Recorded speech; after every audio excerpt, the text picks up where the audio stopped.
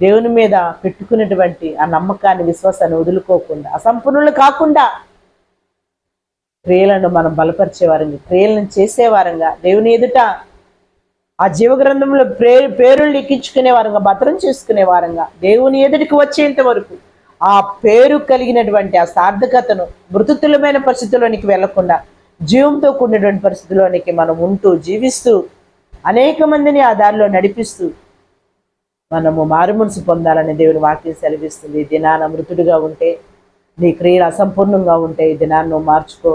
దేవుడు నిన్ను ఆశీర్వదిస్తాడు, దీవిస్తాడు. ఇకైనా సంపూర్ణమైన భక్తిని, సంపూర్ణమైనటువంటి జీవితాన్ని, సంపూర్ణంగా దేవుని మీద ఆధారపడే గొప్ప మనస్తత్వాన్ని నువ్వు కలిగి ఉంటే దేవుడిని అన్ని రీతిలుగా నిన్ను ఆశీర్వదించి దీవించి నిండాలుగా నిన్ను వర్ధిల్ల చేస్తాడు. ఆ రీతిగా నువ్వు ఉండునట్లుగా సంపూర్ణమైన క్రియలను చేస్తూ దేవుని ద్వారా గొప్ప